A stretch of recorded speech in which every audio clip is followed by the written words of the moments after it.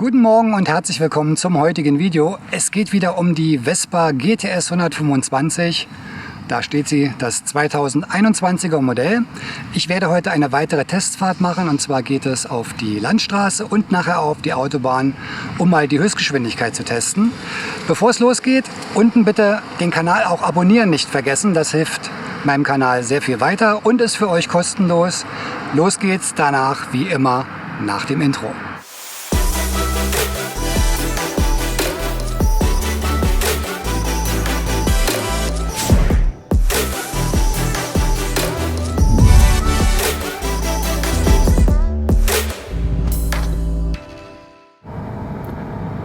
So, jetzt fahre ich erstmal ein bisschen Landstraße und schau mal, wie so die Beschleunigung jetzt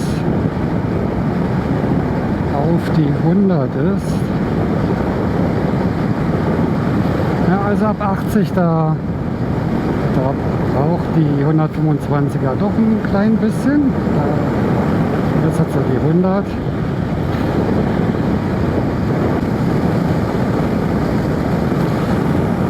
Bei den 100, knapp 100 jetzt,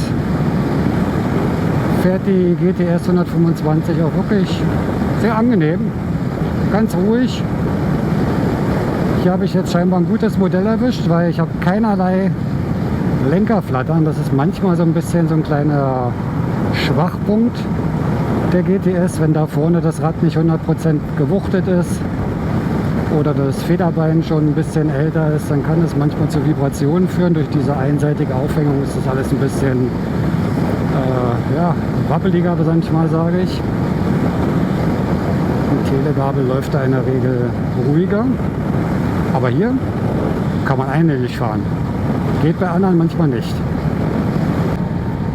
Jetzt werde ich mal Richtung Autobahn fahren und wir werden mal die Höchstgeschwindigkeit der 125er mal testen.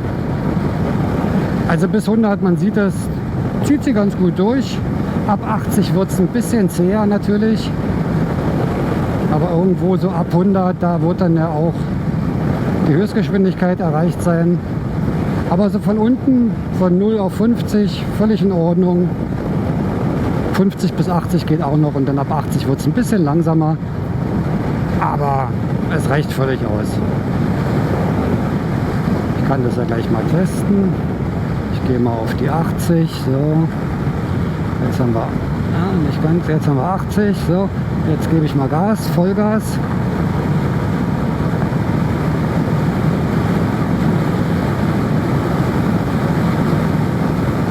Also ihr seht, da wird es ein bisschen zäh nach hinten raus, aber das ist ein 125er. Die Höchstgeschwindigkeit werden wir gleich sehen, wo die liegt. Bin ich schon gespannt. Angegeben ist sie mit 98. Und wir gucken mal, was die GTS 125 im Topspeed dann tatsächlich nachher bringt.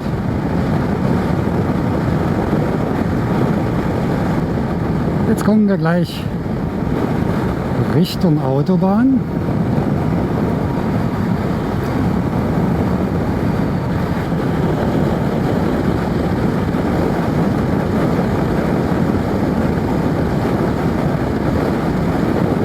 Also bisher muss man sagen, so im Landstraßenbereich die 80 bis 100 km/h, die meistert die 125er wirklich gut.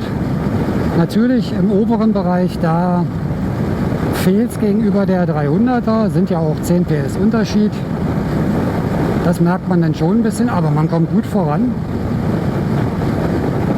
Sie zieht ganz kräftig durch. Also die 14 PS für die, die jetzt gerade diesen B196 Führerschein haben, durchaus ausreichend.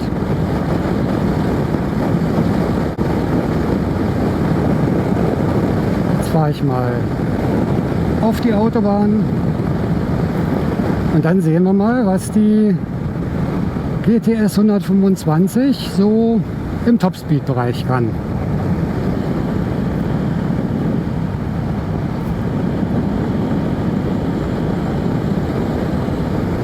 Kurvenlage auch sehr schön.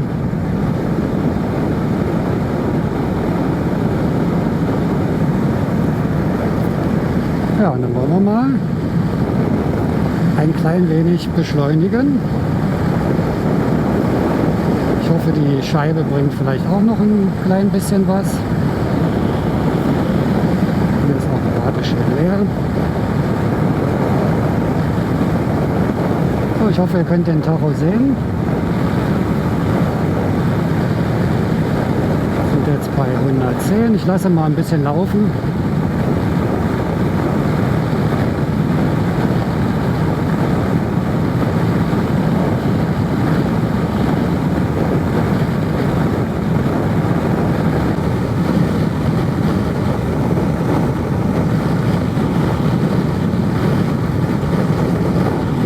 Kleiner Überholvorgang.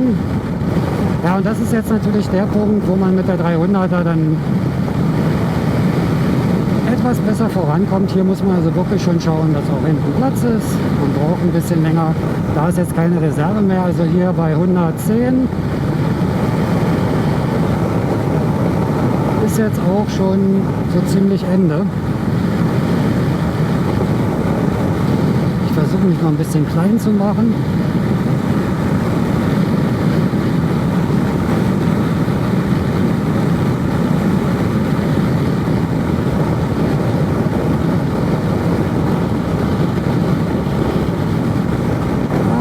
Klein machen hilft nicht so richtig.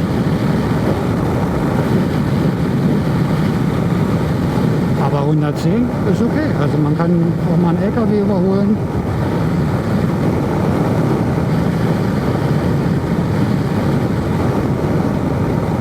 Zu zweit würde es wahrscheinlich ein bisschen anders aussehen, wenn es dann mal ein bisschen bergauf geht. Mit Sicherheit auch, aber wer jetzt viel Landstraße fährt, für den reichen die 110 bestimmt aus. Und ein großer Vorteil, die 125er kostet weniger. Natürlich auch weniger Versicherung, weniger Steuer und weniger Benzinverbrauch. Ich fahre jetzt mal runter und drehe nochmal um, dieselbe Strecke nochmal und mache mal das GPS an, um mal zu schauen, was das jetzt reell ist. Angegeben in den Papieren, muss ich nachher mal schauen, ist die hier glaube ich mit 98 km/h.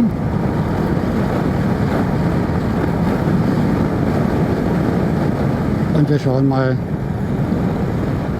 was das gleich reell ist. Mit dem GPS.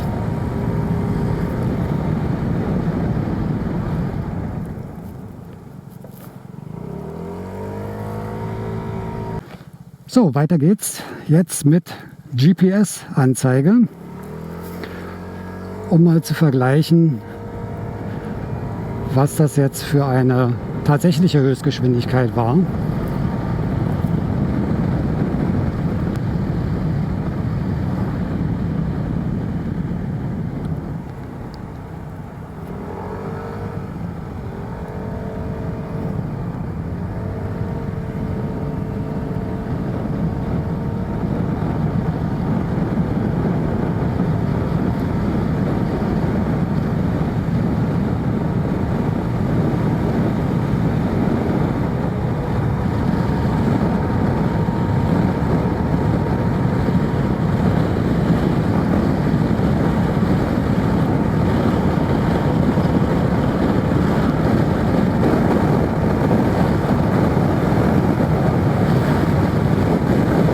GPS 106.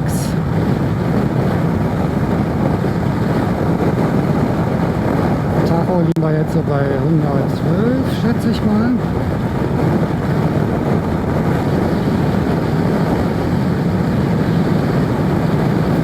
Also 112 laut Tacho und echte 105, 7 km/h Abweichung. Das ist in Ordnung. Das ist auch bei den meisten Fahrzeugen so in diesem Bereich. Jetzt 106, 107.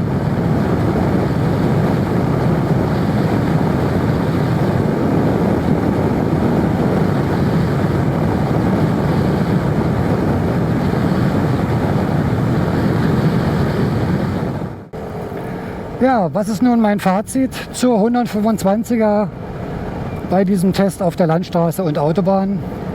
Also eins muss man sagen, das hatte ich vorhin noch nicht erwähnt, der Motorlauf, der ist butterweich. Also der Motor läuft wirklich sehr, sehr ruhig, ganz geschmeidig, das ist sehr, sehr angenehm. Die Höchstgeschwindigkeit auf der Autobahn fand ich absolut in Ordnung. Also ihr könnt mal hier schauen, da Topspeed erreicht 107 km/h. Laut GPS, also Tacho, etwa 112, 113. Finde ich okay. Für eine 125er völlig in Ordnung und auf der Landstraße ganz toll. Wenn man so mit 80 bis 100 fährt, reicht ein 125er durchaus aus. Wer ein bisschen mehr Durchzug möchte, dem rate ich dann zur 300er zu greifen. Aber alle, die mit dem B196 jetzt eine 125er sich holen wollen und viel in der Stadt fahren oder mal ein bisschen über Land, tolles Fahrzeug, absolut super. Und ein Riesenvorteil, die verbraucht nämlich bloß 2,5 Liter, während meine 300er, ich glaube, so um die 3,8 bis 4,5 Liter verbraucht. Das ist schon ein gewaltiger Unterschied. Also man hat eine viel höhere Reichweite.